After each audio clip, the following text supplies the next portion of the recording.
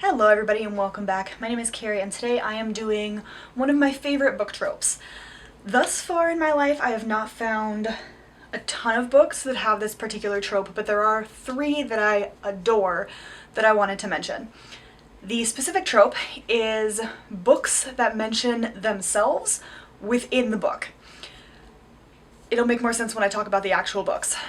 I don't know why, I love this trope. It feels like a sort of breaking of the fourth wall, like in theater, and I adore it. So let's get into the three books series, really. Like I said, I haven't found a lot, but I do have these three. One is Nevernight by J. Kristoff. It's a minor spoiler that this is in here, so I will, well, let you know now, but this ends up coming up in I believe it's the third book. So technically it's Dark Dawn, but first of all, I just love this series. Second of all, the book Nevernight comes up within the series, and I just love it. It totally screws with your head in the third one, and it is great. If you don't know what this series is about, A, go check out PR Ford's channel, which I will link down below, and B, it is about an assassin who has all the sex, all the death, and all of the everything. It's fantastic. The world building is amazing. The writing definitely takes a little bit to get into the first 100 pages of Nevernight because of the footnotes and just the general almost info dump, but the world is laid out beautifully. You travel all over, and Mia and her cast are fantastic. Like I said, without spoiling it anymore, I can't say much else, but just know that Nevernight as a book comes up within the series that we are reading. Second is The Strange Case of the Alchemist's Daughter by Theodora Goss. This is the first in a trilogy called The Adventures of the Athena Club. This book, or this series rather, follows a group of women in the 1890s. Specifically, it follows the daughters of Jekyll and Hyde, Frankenstein, Dracula, Moreau, etc. I loved it. It's definitely more of a science fiction, historical fiction. I'm not really sure how to put those words together to not say four of them, but that's what it is. And in the first book, we follow Mary Jekyll as she sort of gathers a lot of these women around her. They find out who the others are and what their stories are, and then they help Sherlock Holmes and Dr. Watson solve the Whitechapel murders. I'm not entirely sure if they're called the Whitechapel murders in here because it's not explicit that it is Jack the Ripper, but given that it's the 1890s, it would make sense that it was Jack the Ripper. However, obviously it's not all fact. So they're Jack the Ripper-esque murders, if not specifically Jack the Ripper.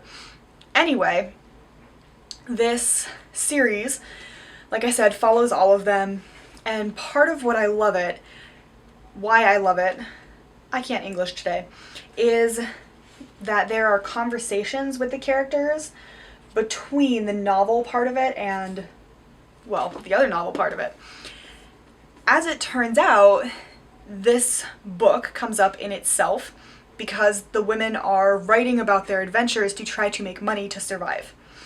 And I just think that is fantastic. And so it has all of these comments from the different characters saying, oh, well, that's not how it happens. I don't talk like that. Do I really talk like that? I don't sound that pretentious, do I? Stuff like that. And it's hilarious and perfect, and I adore it. So there is that, and then as they continue on, they talk about the other books in the series. So European Travel for the Monstrous Gentlewoman and The Sinister Mystery of the Mesmerizing Girl. Yes. And I just love the fact that there doesn't feel like there's a fourth wall in any of these series, particularly this one, because the books are themselves in here and they recount the actual adventures. It's fantastic and I love it. And the last series is actually a series of, I believe, 11 or 12 books. I can never remember, but that is Bloody Jack. So it starts with, well, Bloody Jack by L.A. Meyer, and goes through, let me check, 12. It goes through 12 books, ending with Wild Rover No More. And in these books, Jackie starts out in I want to say it's 1810, 1809, somewhere around there. She is an orphan in the streets of London, which is not a great place to be in the 1800s. So instead of being hanged for stealing a loaf of bread, which is what she is convinced will happen to her as a 10-year-old girl, she decides she's going to cut her hair, enlist in the Navy as a cabin boy, and see the world and have a decent job. So that's what she does. She cuts her hair, pretends to be a boy, and goes and enlists in the Navy as a cabin boy. Pretty much all of the characters in each book who don't die are reintroduced at some point, whether it be in passing, or as somebody who's helping her, or as somebody who's trying to throttle her neck. That doesn't make any sense. Wring her neck, throttle her. There we go. Combining things again. But what's even better is that she meets a friend in the second book, and that friend starts writing up all of Jackie's adventures and then selling them as books. And so by the time the third book comes around, you're reading excerpts from Bloody Jack in the third book as Jackie realizes that her friend has written down her adventures and started selling them. And it's hilarious. But it gets even better towards the end of the series when you learn what the profits of the books go to. I love that you actually literally read excerpts from each book that is mentioned in subsequent books.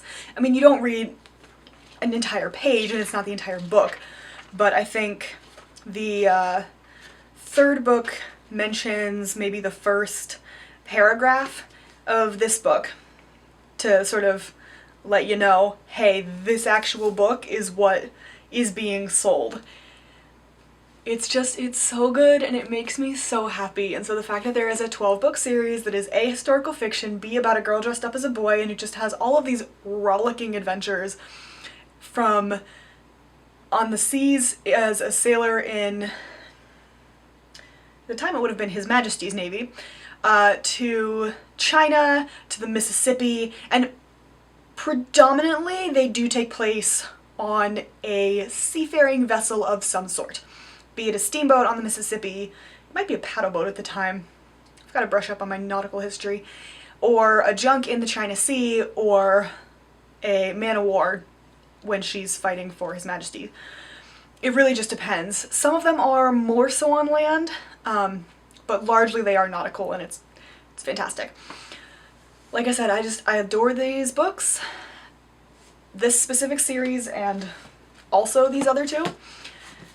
Because they talk about themselves within it, and it feels almost like Inception, which as a movie I didn't like because I don't like things that don't end clearly, but that's a whole other discussion. So I liked the fact that these felt a little bit like that, and like there is very little, if no, fourth wall, because they're talking about themselves in themselves, and it's just perfect. Obviously they're pretty different books, but these are the only 3 series that I have found that do this so explicitly. I do enjoy books about books. Book Jumper by Mechtild Glazer is definitely one of those. It's what it sounds like, this girl can jump into books, so honorable mention to that. Sort of any fairy tale book as well. The series by Chris Colfer talks about fairy tales, and I like those, but they're not the same to me. So I do like books that talk about books or retellings, but this is one of my top 3 tropes, and unfortunately I have only found these 3 books that fit it. I hope you enjoyed this video. Let me know if you have any other books that are similar to this, because I would love to know. I will see you in my next video. Bye!